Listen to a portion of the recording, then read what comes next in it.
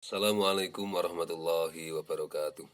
Anak-anakku kelas 12 yang dirahmati Allah, alhamdulillah wa syukurillah kita bisa bermuajahah secara virtual untuk melanjutkan kegiatan pembelajaran mata pelajaran fikih. Untuk pertemuan ini kita akan membahas kompetensi dasar pengetahuan yang keempat atau KD 34 tentang hukum syarak atau memahami hukum syarak dan pembagiannya. Untuk mengawali kegiatan belajar kita, mari kita bersama membaca basmalah. Bismillahirrahmanirrahim. Anak-anakku yang dirahmati Allah, langsung saja kita simak. Silahkan kalian buka di buku digital fikih kelas 12 bab 4 hukum syarak dan pembagiannya. Ketika kalian membaca sendiri, silakan untuk kompetensi inti, kompetensi dasar, dan indikator pencapaian dibaca secara detail agar kalian mengetahui setelah belajar bab ini kemampuan apa saja yang harus kalian peroleh. Kita langsung ke peta konsep bahwa hukum syarak dan pembagiannya ini ada 4 sub yang akan kita bahas. Yang pertama al-hakim, yang kedua al-hukmu, yang ketiga al-mahkum fih, dan yang keempat al-mahkum alaih. Anak-anakku, lagi-lagi ini materi usul fikih yang ada di pelajaran fikih kelas 12. Ini bersifat konseptual, maka kalian perlu memahami dengan analisa, dengan pemikiran yang mendalam, karena ini usul fikih itu lebih kepada konsep penentuan hukum Islam sebelum menjadi fikih.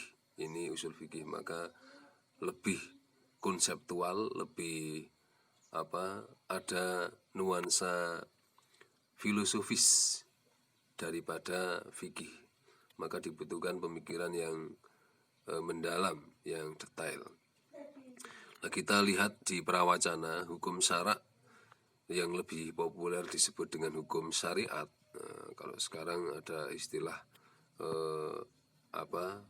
misalnya bank syariah, ada wisata syariah dan sebagainya. Ini berangkat dari syariat, karena Islam memang memiliki syariat, agama yang punya syariat.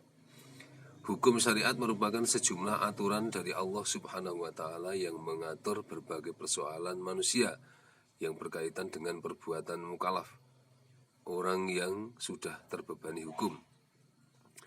Aturan-aturan hukum syara ini diciptakan dan ditetapkan bertujuan untuk mewujudkan kemaslahatan umat manusia baik di dunia maupun di akhirat nanti. Nah, jadi hukum syariat itu tiada lain untuk kemaslahatan manusia.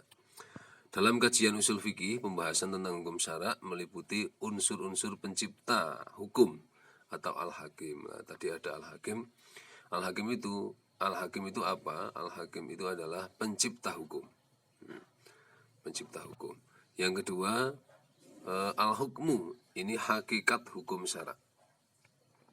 Kemudian objek atau peristiwa hukum disebut mahkum fih. Berikutnya subjek hukum, mahkum alaih. Nah, ini mungkin kalian belum jelas. Kalau sampai di sini agar lebih jelas, maka akan dibahas unsur-unsur hukum syarak 4 hal tersebut. Ini saya sampaikan secara umum, nanti kalian baca lebih detail. Yang belum paham bisa bertanya melalui chat atau WhatsApp dan seterusnya, dan cara-cara yang lain yang memungkinkan kita untuk saling berdiskusi. Jadi yang pertama al-hakim, para ulama sependapat bahwa al-hakim atau sumber hukum syariat bagi semua perbuatan mukallaf adalah Allah Subhanahu wa Ta'ala.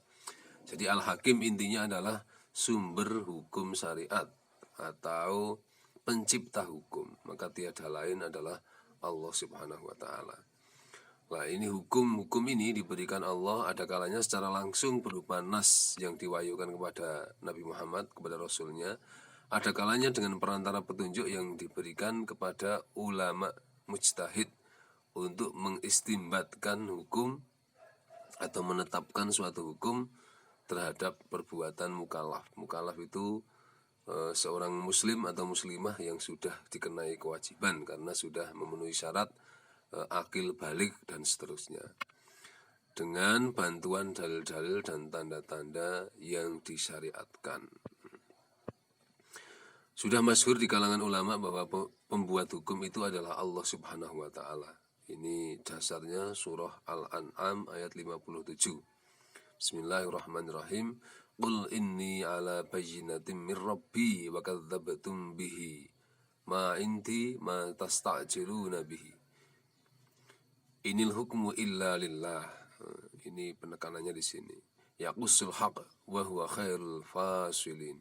Sungguhnya aku berada di atas hujjah yang nyata, Al-Quran, dari Tuhanku. Sedang kamu mendustakannya. Tidak ada padaku apa azab yang kamu minta supaya disegerakan kedatangannya. Menetapkan hukum itu hanyalah hak Allah. Inil hukmu illa lillah. Menetapkan hukum ini hanyalah hak Allah. Dia menerangkan yang sebenarnya dan dia pemberi keputusan yang paling baik. Ini selebihnya silakan dibaca.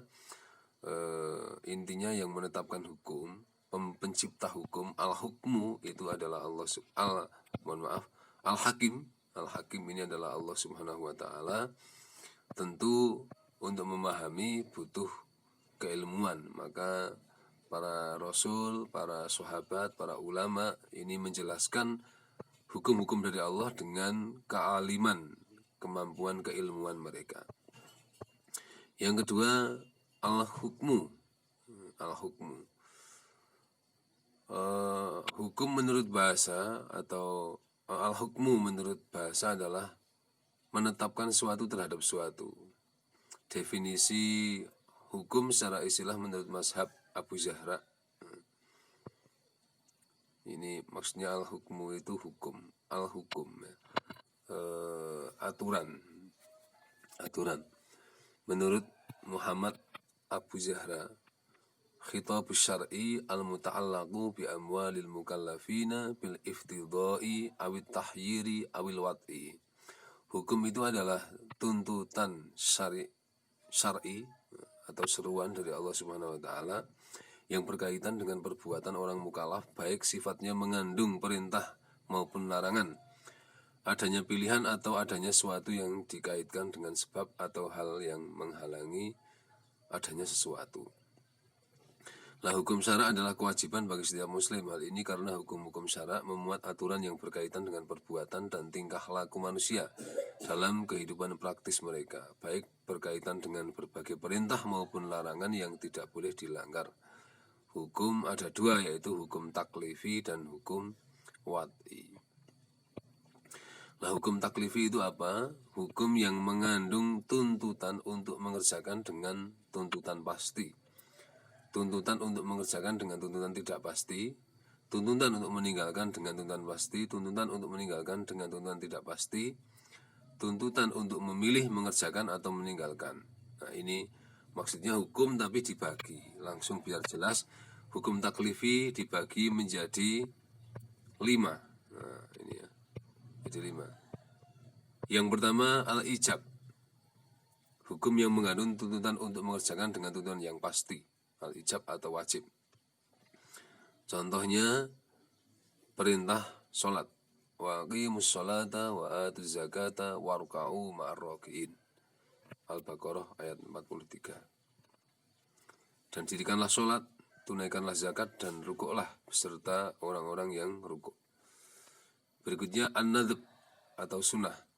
Hukum yang mengandung tuntutan untuk mengerjakan dengan tuntutan tidak pasti. Maksudnya tidak wajib. Nah, maksudnya hanya dianjurkan tapi termasuk perintah. Contoh di surah Al-Baqarah ayat 282 tentang perintah ketika bermuamalah atau bertransaksi. Bismillahirrahmanirrahim. Ya ayyuhalladzina amanu idza tadayantum bidainin ila ajalin musamma faktubuh. Hai orang yang beriman, apabila kamu bermuamalah tidak secara tunai untuk waktu yang ditentukan, hendaklah kamu menuliskannya. Artinya ketika kalian bertransaksi, muamalah itu disunahkan untuk ditulis. Maka sekarang ketika jual beli dan di swalayan, di minimarket, supermarket itu sudah otomatis ada struk pembelian atau nota pembelian. Nah, itu memang kesunahan ya, kesunahan agar ketika ada kekeliruan itu ada bukti yang hitam di atas putih atau tertulis. Berikutnya tahrim atau haram, hukum yang mengandung tuntutan untuk ditinggalkan dengan kepastian, harus ditinggalkan. Contoh larangan berbuat zina, surah Al-Isra ayat 32. Bismillahirrahmanirrahim. Wala taqrabuz zina innahu kana fahisyatan wa sa'a sabila. Dan janganlah kamu mendekati zina, sungguhnya zina itu adalah suatu perbuatan yang keji dan suatu jalan yang buruk. Nah, ini sudah kita pelajari di kelas 11 ya. Artinya ini larangan yang pasti dalam usul fikih disebut dengan at-tahrim. Dalam konsep hukum syara ini disebut dengan at-tahrim. Yang keempat, al-karohah atau makruh, hukum yang mengandung tuntutan untuk meninggalkan dengan tuntunan tidak pasti. Maksudnya disuruh meninggalkan tapi tidak mutlak harus ditinggalkan. Kalau terpaksa tidak bisa meninggalkan ya nggak apa-apa, tapi tidak memperoleh pahala.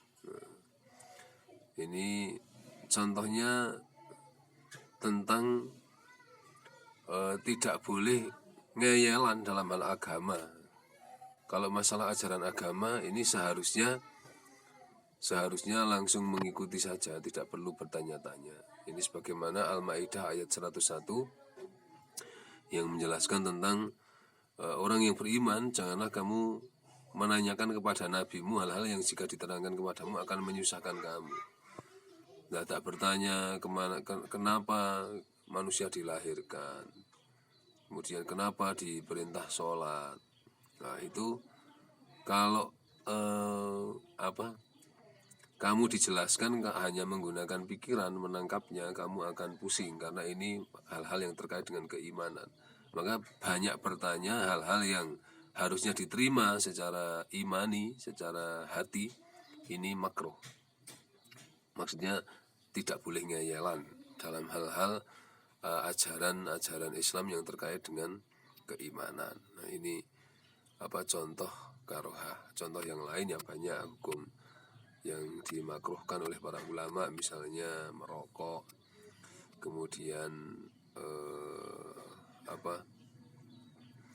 wudhu dengan menghabiskan banyak air, nah itu juga makruh dan lain sebagainya. Yang terakhir, al-ibahah, mubah, hukum yang mengandung tuntutan memilih antara mengerjakan dan meninggalkan. Contoh surah Al-Baqarah ayat 101. Dan tidak ada dosa bagi kamu meminang wanita itu dengan sindiran atau kamu menyembunyikan keinginan mengawini mereka dalam hatimu. Maksudnya ketika meminang boleh dengan sindiran, boleh dengan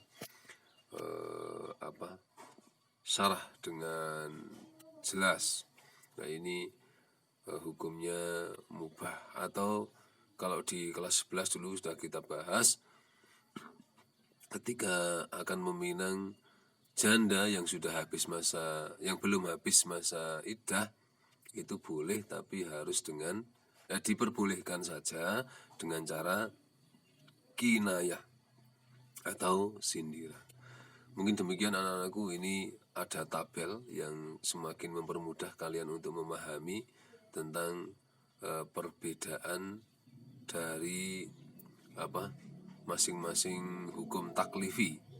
Ada ijab, al-ijab, ada an-nadab, ada at-tahrim, ada al-karohah, dan al-ibahah. Nah, ini contoh-contohnya sudah ada di sini. Ya demikian, karena sudah agak lama proses recordingnya. Ini yang hukum wad'i, silahkan kalian pelajari sendiri. Kalau ada kesempatan bisa saya sampaikan lagi. anak-anakku, demikian yang bisa saya sampaikan untuk pembelajaran kali ini. Semoga bermanfaat. Tetap semangat belajar, jaga kesehatan. Terima kasih. Kita akhiri dengan baca tahmid. Alhamdulillahirabbil alamin. Wallahul muwaffiq ila aqwamit thoriq. Wassalamualaikum warahmatullahi wabarakatuh.